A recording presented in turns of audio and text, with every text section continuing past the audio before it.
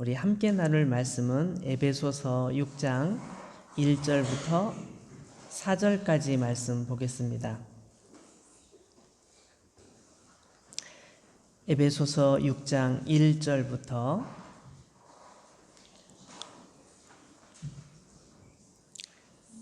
자녀들아, 주 안에서 너희 부모에게 순종하라. 이것이 옳으니라. 내 아버지와 어머니를 공경하라. 이것은 약속이 있는 첫 계명이니 이로써 내가 잘 되고 땅에서 장수하리라. 또 아비들아, 너희 자녀를 노엽게 하지 말고 오직 주의 교훈과 훈계로 양육하라. 아멘.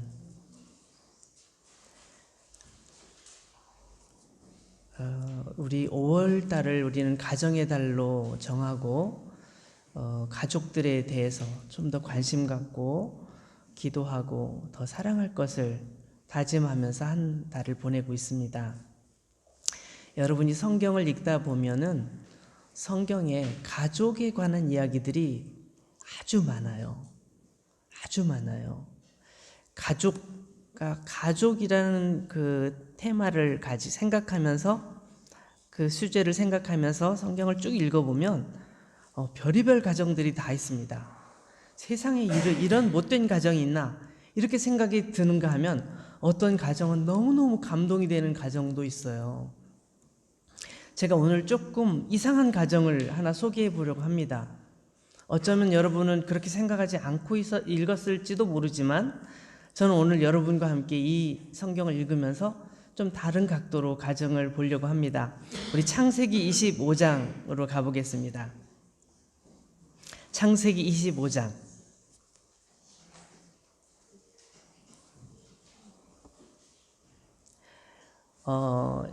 여기 이삭이라는 사람이 등장을 해요. 이삭. 어디부터 나오는지 찾아보세요. 이삭은 믿음의 조상이라고 하는 아브라함의 아들이에요. 아브라함의 아들 이삭. 이삭에게는 아내가 있었죠. 이름은 리브가라는 아내였어요. 이삭의 아내가 임신을 못해요. 리브가가 임신을 못한 아기를 갖고 싶은데 아기가 없어요. 그래서 이삭은 너무너무 힘들었어요. 힘들 때 어떻게 해야 되죠? 어떻게 해야 될까요? 이삭은 정말 믿음이 좋은 사람이었나 봐요. 너무너무 아내가 임신을 못해서 힘드니까 여호와 하나님께 간절하게 기도했어요. 간절히 기도했어요. 그리고 여호와께서 그의 간구를 들으시고 그 아내가 임신하게 해주셨어요. 그 아이가 임신이 된 거예요. 예전에 우리 교회에도 임신이 안 되는 어떤 집사님이 계셨어요.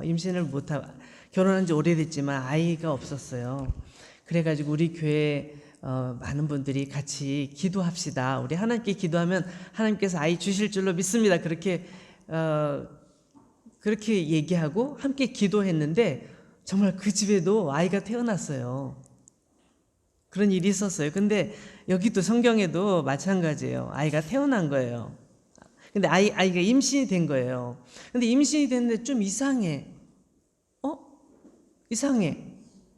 뱃속에서 마치 누가 싸우는 것처럼 야단이 난 거예요. 배가 이상해요. 왜 이러지? 그래가지고 너무 걱정이 되니까 이삭이 어떻게 했을까요? 다시 하나님께 기도하게 됐어요. 하나님, 도대체 어떻게 된 일이에요? 제 아내 뱃속에 무슨 일이 생긴 거죠? 왜 배가 점점 이렇게 움직이고 이상하죠? 정상적이지 않은데요? 그랬더니 하나님께서 말씀하셔요. 22절 말씀을 한번 볼까요? 22절 말씀 보시면 하나님께서 말씀해 주시는데 그 아들들이 그의 태 속에서 서로 싸우는지라 그가 이르되 이럴 경우에는 내가 어찌할꼬 하고 가서 여호와께 묻자온대. 23절 여호와께서 그에게 이르시되 두 국민이 내 태중에 있구나. 두 민족이 내 복중에서부터 나누이리라. 이 족속이 저 족속보다 강하겠고 큰 자가 어린 자를 섬기리라 하셨더라.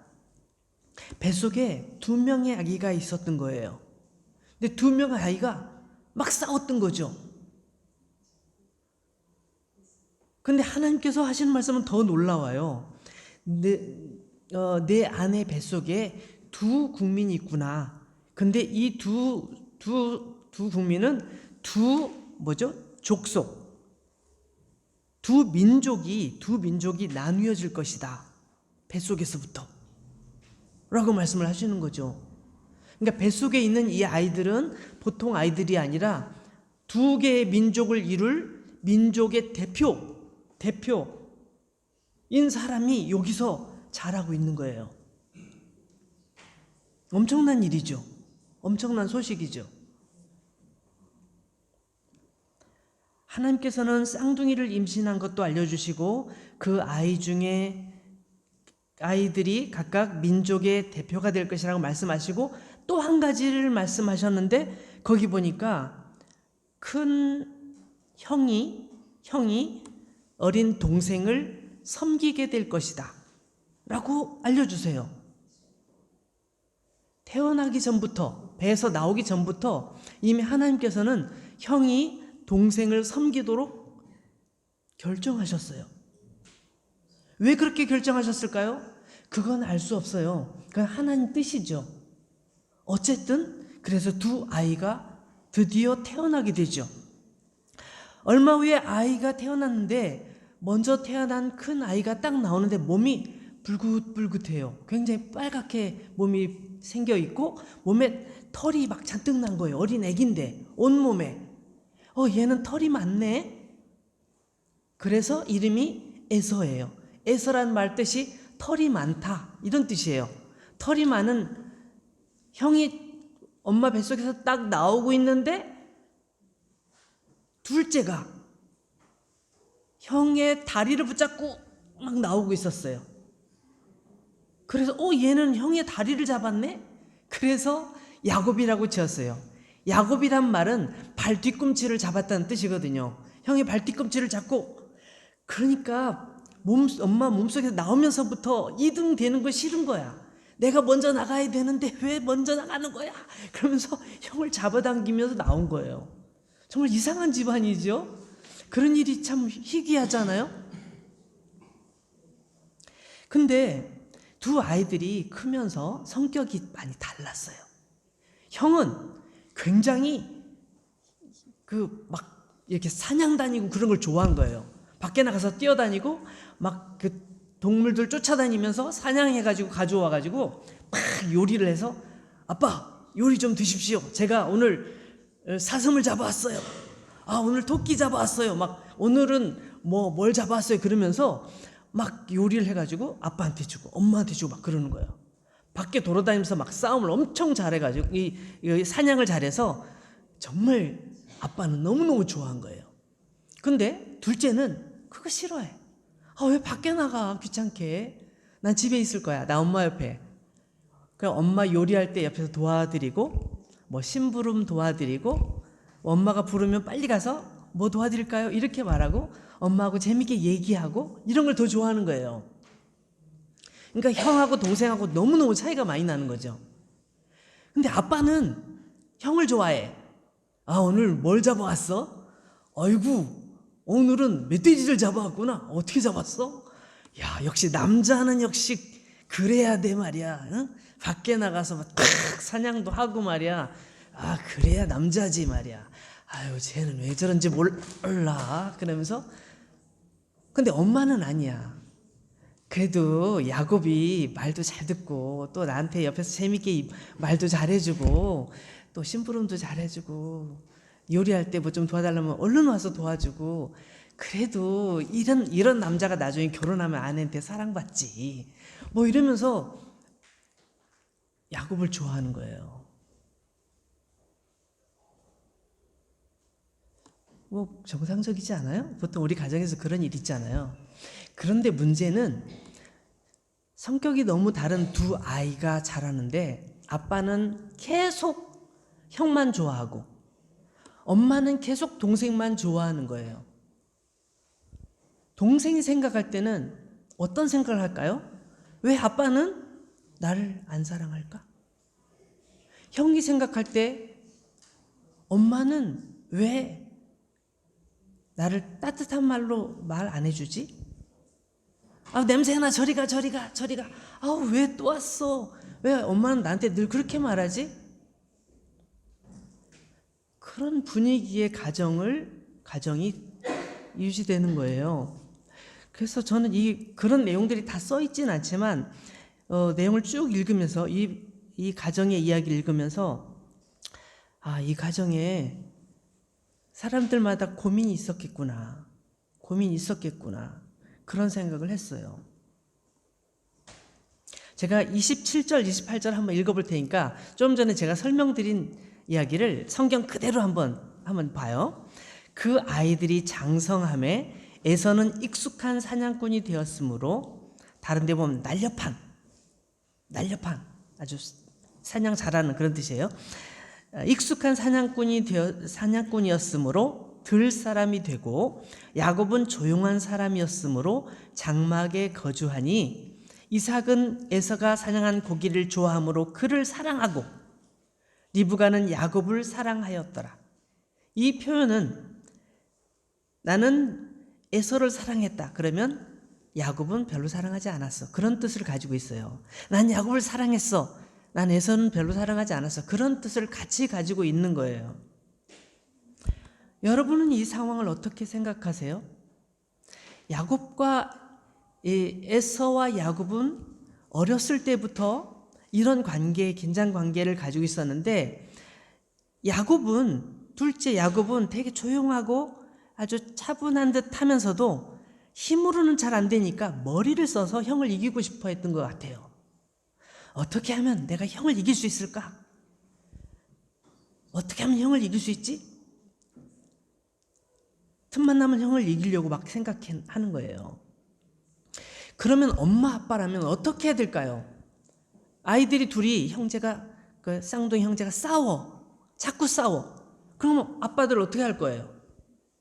엄마들 어떻게 하실 거예요? 이리 와, 둘이 이리 와, 엎드려 뻗쳐, 팍팍팍, 또 맞는다, 막 이러든지, 아니면 막 벌을 세우든지 어떻게 할 거예요? 어쨌든 여기는 그게 나와 있지 않으니까 저도 궁금해요. 이분들은 어떻게 했을지. 근데 점점 나이가 들면서 야곱이 꾀를 내요. 어떻게 하면 내가 형의 자리를 차지할 수 있을까? 형의 자리를 차지하고 싶어서 막 고민을 하는 거예요. 어느 날 좋은 아이디어가 떠올랐어요. 형이 사냥을 갔는데 집에서 요리를 하는 거예요. 렁띠 그 콩 있잖아요. 콩 요리를 한 거예요. 렁띠 콩 요리를 해가지고 막 콩을 이렇게 삶으니까 막 냄새가 막 너무 좋은 냄새가 나고 있었는데, 형이 딱 올 때 그 냄새를 풍기면서 요리를 하고 있는 거예요. 그때 형이 도착했어요. 배고파 죽겠어. 야, 너 지금 뭐하니? 콩 요리하네. 야, 잘 됐어. 나에게 좀 콩 요리를 좀 줘라. 나 지금 죽을 것 같아, 배고파서. 그래? 그럼 내가 다 줄게. 형 먹고 싶은 만큼 많이 줄게. 단 한 가지 부탁할 게 있는데, 그걸 들어주면 내가 다 주지. 뭔데? 형, 장자의 명분을 나에게 줘. 장자의 명분? 그게 뭐냐면 내가 큰형이라고 말하는 거예요. 내가 큰형, 앞으로는 너가 큰형, 이렇게 말해주는 거예요. 그게 장자의 명분인데, 그 정도 간단한 게 아니에요, 사실은. 왜냐하면 장자의 명분이라는 것은, 예를 들어 한 집에 10명의 아들이 있어요. 10명의 아들. 그러면 그 중에 제일 먼저 태어난 사람이 장자잖아요. 그럼 이 장자는 아버지가 돌아가시게 되면 아버지의 명예와 아버지의 재산, 아버지의 집, 모든 것들을 가지고 형제들을 나눠줄 권한이 있는데, 그 재산 중에 2배를 받을 자격이 있어요. 심지어는 집의 재산의 50%를 다 갖고 나머지 50%만 갖고 나눠줘도 될 수도 있어요. 그건 큰 형이 알아서 하는 거예요. 그러니까 예를 들어 우리 집에 양이 10,000마리가 있고 소가 1,000마리가 있고 말이 200마리가 있고 또 집이 5채가 있다면 어마어마하잖아요. 그 중에 집 이건 다 내가 가질 거야. 너희들은 요 집만 가져. 우리 짐승은 이렇게 나눌 거야. 딱 얘기하면 그렇게 끝나는 거예요. 그러니까 엄청난 거죠. 엄청난 거예요. 근데 이 에서는 그런 거에 관심이 없어요. 관심이 없어요. 제가 빼놓은 게 한 가지가 더 있는데 이건 더 놀라운 축복이에요. 뭐냐면 하나님께서 축복하실 때 장자에게 모든 복을 주시는 그런 특별한 권한, 하나님께서 큰 복을 주시는, 그리고 심지어는 축복할 때 아빠가 아들을 축복할 때 둘째는 축복 안 해줘요. 큰 아들만 축복해 주는 거예요. 셋째, 넷째, 다섯째도 축복을 잘 안 해줘요. 해줘도 하긴 하지만 해도 조금만 해줘요. 큰 아들에게는 이만큼 축복을 해주면 둘째는 요만큼, 셋째는 요만큼, 넷째는 요만큼 이렇게 해주니까 모든 하나님께서 주시는 은혜를 아빠가 축복해 줄 때 주로 큰형에게 몰아준단 말이에요. 그러니까 장자의 명분이라는 건 굉장히 중요한 거였어요.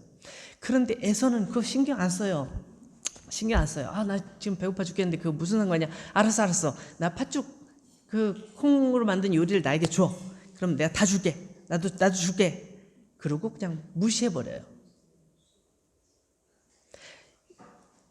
근데 이것이 왜 중요하냐면 이 장자의 명분, 장자라는 것을 아버지가 알려줘야 돼요. 너는 장자란다. 우리 집안을 이끌어갈 가장 큰 아들이지. 그래서 너는 하나님께서 너에게 큰 은혜도 주실 뿐만 아니라 너에게 책임도 주실 거야. 그래서 너는 이 장자의 명분을 잘 지켜서 형제들과 사이좋게 지내고 잘 지내야 된다. 아빠가 그렇게 얘기를 해줘야 되는 거예요. 근데 제가 이 부분을 읽으면서 아버지는 그 얘기를 안 한 것 같아요. 이삭이 그 얘기를 에서에게 말해주지 않은 것 같아요.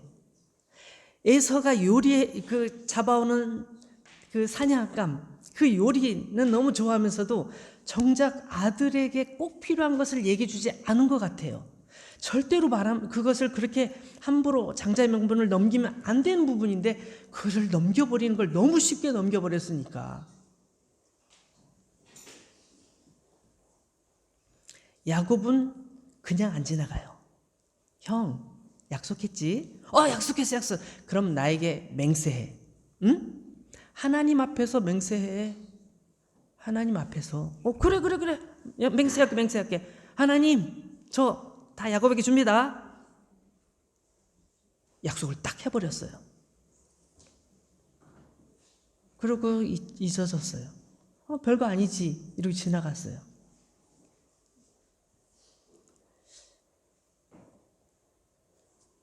그 뒤에 오랜 시간이 지난 뒤에 또 한 번의 일이 있죠. 우리가 잘 아는 내용이에요. 아빠 이삭이 에서를 축복해 주려고, 에서야 너 들판에 가서 사냥을 해와라. 맛있는 음식 요리를 너가 사냥해 온 것을 요리해 주면 내가 그걸 맛있게 먹고 너를 축복해 주마. 이때도 이삭은 그 아들이 해온 요리에 관심이 너무 많은 것 같아요. 그죠? 가지고 아들이 딱 나간 사이에 엄마하고 둘째 야곱하고 둘이 얘기를 해가지고 몰래 들어와서 대신 축복을 받죠. 그래서 이 가정은 막 너무너무 힘든 상황이 돼요. 그 상황이 여러분 아시겠지만 그 뒤에 상황을 보면 에서와 야곱은 원수가 돼가지고 야곱은 더 이상 여기 있을 수 없어서 도망을 가요. 멀리 도망을 쳐요. 외삼촌 집으로 도망을 가요. 나중에 돌아와서 다시 화해는 하지만 그렇게 완벽한 화해는 이루어지지 않아요.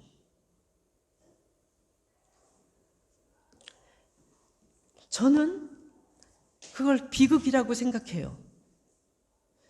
우리 가정에서 그런 일이 일어난다면, 우리 자녀들이 그런 일을 갖고 싸우고 있다면 부모는 어떻게 해야 될까요? 부모는 자녀들을 사랑으로 잘 대해주고 있는데 자녀들이 계속 싸운다면 그건 또 어떻게 해야 될까요? 우리 오늘 말씀을 보면 이런 말씀이 있어요. 다시 우리 에베소서 6장으로 가볼게요. 여기 보시면 이렇게 나와요. 자녀들아, 주 안에서 너희 부모에게 순종하라. 이것이 옳으니라. 이렇게 돼 있어요. 여러분, 제가 생각할 때 이삭이나 리브가나 그 아빠 엄마는 너무 부족한 게 많았던 것 같아요. 제가 생각할 때 자녀들을 교육을 잘 못했어. 어떻게 교육하는지 몰랐던 것 같기도 해요. 지금 보니까 그렇잖아요. 근데 그 아빠 엄마는 그 시대에 자기 나름대로 최선을 다했을지도 몰라요. 어쨌든 그렇지만 그 자녀 입장으로는 그 부모를 어떻게 대했어야 할까? 이삭이나 야곱은 아빠, 엄마가 계셨기 때문에 이 세상에 태어날 수 있었어요. 내가 여기 태어나서 살아가는 것? 그거 한 가지만으로 해도 아빠는 존경받을 만해요. 엄마도 존경받으실 만해요. 우리는 사랑해야 돼요. 아빠가 형만 사랑한다고 해도 나는 아빠를 사랑해야 돼요. 엄마가 동생만 사랑한다고 해도 나는 엄마를 사랑해야 돼요. 오늘날 많은 사람들이 그런 상처를 안고 살아가더라고요. 엄마에 대한 상처, 아빠에 대한 상처, 때로는 자녀들에 대한 상처 때문에 엄마 아빠는 힘들어하고 자녀들도 힘들어하고 다 말은 못하고 힘들어한 상태로 살아가는 것을 많이 봐요. 그래서 어떻게 하면 엄마 아빠하고 좋은 관계를 맺을 수 있을까? 어떻게 하면 서로 사랑할 수 있을까? 이런 생각을 많이 하게 돼요. 제가 성경을 이렇게 설교를 쭉 준비하면서 원고를 다 써왔거든요. 오늘 아침에 교회로 오면서 안 돼. 이렇게 설교할 수 없어. 내가 어떻게 해야 되지? 내가 준비한 원고는 아닌 것 같아. 오늘 뭐라고 설교해야지? 내가 열심히 준비했지만. 근데 갑자기 떠오르는 게 한 가지 떠올랐어요. 예수님은 어떻게 하셨지? 예수님은 어떻게 하셨지? 갑자기 그 생각이 나는 거예요. 제가 그걸 잊고 있었던 거예요. 예수님은 가만히 생각해 보니까 늘 하나님을 자랑했어요. 하나님 너무너무 하늘에 계신 아버지께서 나에게, 하나님께서 나에게, 아빠께서 나에게 계속 아빠 자랑만 하고 다니는 거예요. 막 내가 아빠와 함께 있을 때, 하나님 아버지와 함께 있을 때 하나님 나에게 이렇게 알려주셨지. 또 하나님의 나라, 아버지의 나라는 이런 곳이지 막 설명을 해주셔요. 한번 한 군데 찾아볼까요? 요한복음, 우리 계속 요한복음 봤는데 요한복음 14장에 보면 잘 알 수 있어요. 요한복음 14장, 요한복음 14장 제가 1절부터 한번 읽어볼게요. 너희는 마음에 근심하지 말라. 하나님을 믿으니 또 나를 믿으라. 내 아버지 집에 거할 곳이, 보세요. 아버지란 말이 탁 나오잖아요. 우리가 하나님 이렇게 부르는데 거긴 하나님은 내 아버지야. 내 아버지, 우리 아버지야. 그러면서 우리 아버지 집에는 있을 곳이 많아. 집들이 많지. 거기에 내가 가가지고 준비한 다음에 너희들 다 부를 거야. 이렇게 얘기하는 거죠. 제가 다시 읽어보면 내 아버지 집에 거할 곳이 많도다. 그렇지 않으면 너에게 일렀으리라. 내가 너희를 위하여 거처를 예비하러 가노니 가서 너희를 위하여 거처를 예비하면 내가 다시 와서 너희를 내게로 영접하여 나 있는 곳에 너희도 있게 하리라. 나 있는 곳 어디? 아버지의 집. 근데 사람들 반응이 이상해요. 거기 어디지? 거기 어디지? 우리도 갈 수 있을까? 막 이렇게 생각해. 그러니까 7절에 예수님께서 이렇게 말씀하십니다. 너희가 나를 알았더라면 내 아버지도 알았으리라. 너희가 나를 알았다면 내 아버지도 알았을 거야. 자, 에베소서로 다시 가죠. 에베소서. 자, 아까 우리가 6장을 읽었는데요. 5장. 에베소서 5장을 보세요. 에베소서 5장 1절부터 보면 이런 말씀이 있어요. 그러므로 사랑을 받는 자녀같이 너희는 하나님을 본받는 자가 되고 그리스도께서 너희를 사랑하신 것 같이 너희도 사랑 가운데서 행하라. 그는 우리를 위하여 자신을 버리사 향기로운 제물과 희생 제물로 하나님께 드리셨느니라. 여기 첫 번째, 사랑을 받는 자녀같이 라는 표현이 있어요. 누구에게 사랑을 받는 자녀라고 말하고 있는 걸까요? 위에 계신 하나님께. 여기는 이미 우리가 하나님의 자녀임을 전제하고 있어요. 이미 우리가 하나님의 자녀라고 말해주고 있어요. 여러분들은 하나님의 자녀입니다. 모르셨어요? 알고 계셨죠? 여러분은 하나님의 자녀라니까요. 그렇다면 하나님의 자녀같이 자녀답게 여러분은 하나님을 본받는 사람이 되세요. 이렇게 얘기를 하고 있는 거죠. 그래서 우리는 지금 생각할 때 우리 아빠, 엄마만 생각하고 있었는데 성경은 이 아빠를 표현할 때 단지 우리의 육신의 아빠뿐만 아니라 위에 계신 하늘에 계신 아빠, 하늘에 계신 아버지를 같이 말씀하고 있는 거예요. 자, 다시 6장 1절로 와봐요. 자, 다시 한번 읽어볼게요. 자녀들아, 주 안에서 너희 부모에게 순종하라. 이것이 옳으니라. 지금 성경에서 말씀하는 이 여기 부모는 나를 낳아주시고 나를 키워주신 엄마 아빠를 가리켜요. 부모님을 가리킵니다. 이것이 옳다. 왜냐하면 엄마 아빠는 하나님을 대신해서 창조주 하나님을 대신해서 나를 창조해 주신 분이에요. 맞죠? 없던 나를 이 세상에 있게 하신 분이에요. 그래서 하나님을 대신하여 하나님의 대행자로서 우리를 이 땅에 있게 하신 분이죠. 그래서 엄마가 아빠가 때로는 나를 속상하게 하고 힘들게 해도 엄마 아빠에게 효도해야 되는 게 맞는 거예요. 2절 말씀에 보면 그래서 이렇게 나와 있어요. 내 아버지와 어머니를 공경하라. 이것은 약속이 있는 첫 계명이니 이건 뭐냐면 하나님께서 우리에게 약속해 주신 말씀이 창세기, 출애굽기, 레위기, 민수기, 신명기, 모세오경에 나와 있는데 지금 여기 있는 말씀은 그 모세오경에 나와 있는 말씀을 근거로 얘기하는 거예요. 지금 찾아보진 않겠지만 거기에 나와 있는 그 약속에 의하면 특별히 십계명, 그죠? 십계명에 보면 하나님과 우리 사이의 관계에 대한 것이 나와 있고 4개, 그 다음에 5번째부터 시작해서 마지막 10번째까지는 사람과 사람 사이의 관계에서 어떻게 할 것인지 나와 있는데 그 중에 첫 번째가 내 부모를 공경하라 라고 되어 있어요. 부모님께 효도하라고 되어 있어요. 부모님을 잘 섬기라고 되어 있어요. 지금 그것을 말씀하고 있는 거죠. 왜 하필이면 첫 번째 계명으로 삼으셨을까요? 부모님은, 아빠, 엄마는 하나님을 대신해서 나를 이 세상에 존재하게 하신 분이고 내가 어른으로 성장할 수 있도록, 어른이 될 수 있도록 나를 키워주신 분이시고 돌봐주신 분이기 때문에 그렇다는 거예요.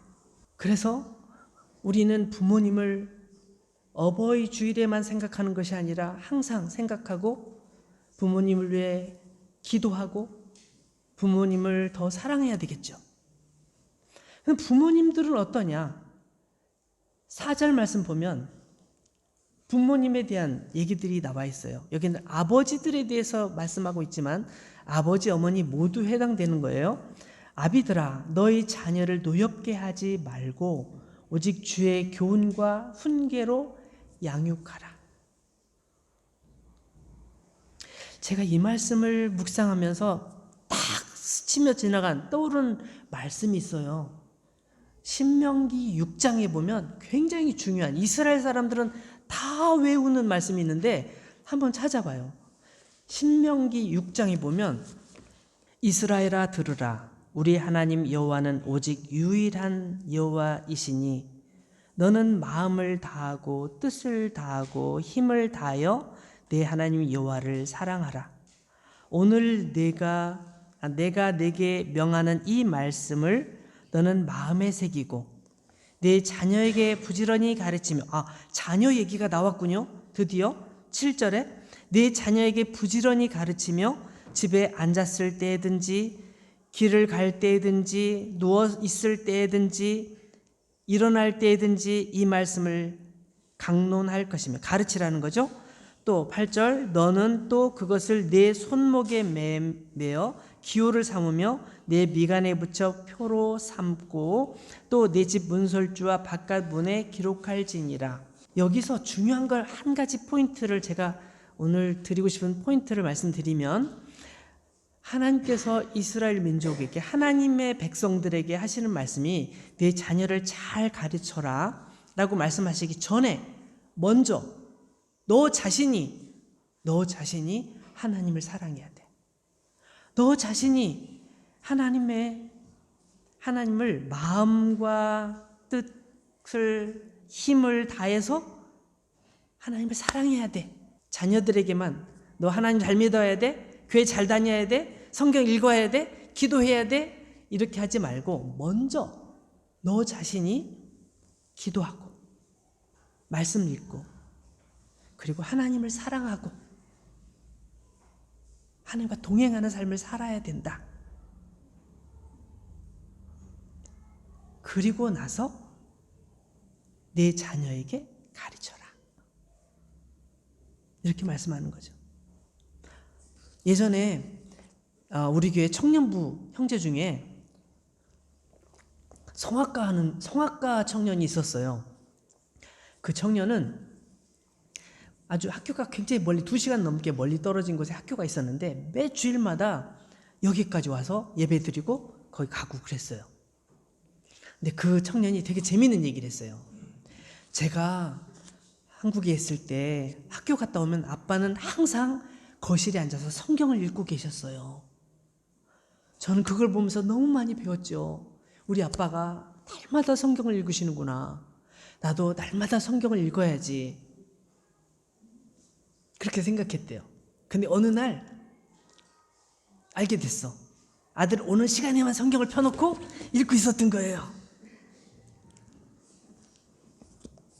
아들이 나중에 그걸 알고 약간 실망했대요. 그치만 배운 게 있어요. 그래, 아빠가 얼마나 아들이 성경 읽기를 원했으면 저런 마음으로 저렇게 성경을 그 시간에 읽으셨을까. 굉장히 좋게 해석한 거죠. 그 아빠도 아들에게 정말 하나님을 잘 믿게 하고 싶은데 본인이 본을 보이고 싶어서 그렇게라도 했다는 거예요. 그렇게라도.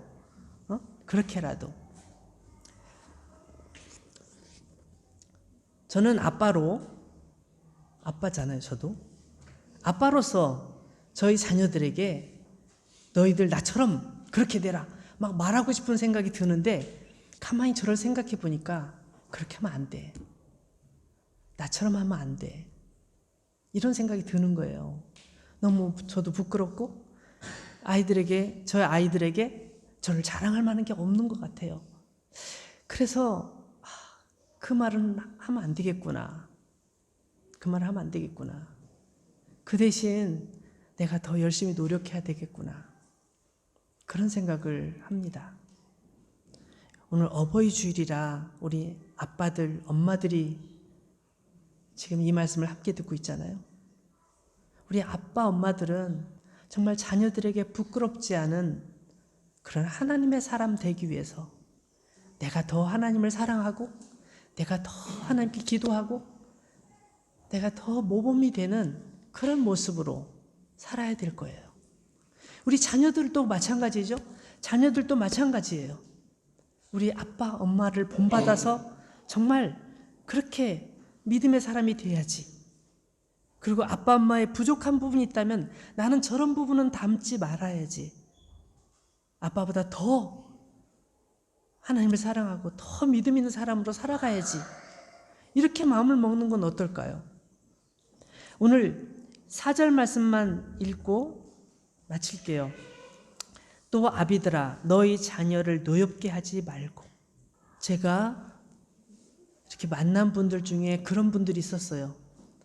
아빠 때문에 엄마 때문에 너무 화가 나고 너무 막 견딜 수 없는 힘든 시간들을 보낸 친구들을 가끔 만나요.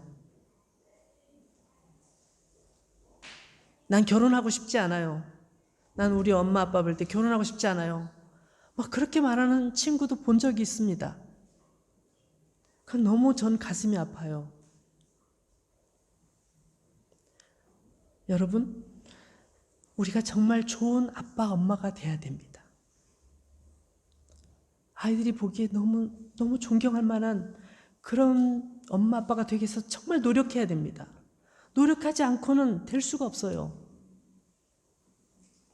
우리 자녀들은 엄마, 아빠를 보면서 내가 어떤 엄마가 될 건지, 내가 어떤 아빠가 될 것인지 고민해 봐야 돼요. 고민해 봐야 돼요. 나는 이런 아빠가 될 거야. 우리 아빠처럼 나는 그런 아빠가 될 거야. 우리 엄마처럼 그런 엄마가 될 거야. 우리가 그런 꿈을 꾸면서 살아야 돼요. 예수님께서는 우리에게 많은 것들을 가르쳐 주셨는데 예수님께서 가르쳐 주신 것 중에 하나님을 너무 사랑하고 하나님을 늘 자랑하고 우리 하나님 정말 좋으신 분이라고 늘 말하는 그게 저는 늘 마음에 와닿아요. 나도 하나님을 저렇게 자랑해야 돼. 나도 저렇게 하나님을 높여드려야 돼. 이런 생각을 하게 돼요. 사랑하는 여러분, 우리 모두가 위에 계신 하나님을 그렇게 사랑하고 또 우리 육신, 우리를 낳아주신 엄마 아빠를 사랑하고 또 우리 자녀들을 우리 생명을 다해서 사랑하는 우리 모두가 되었으면 좋겠습니다.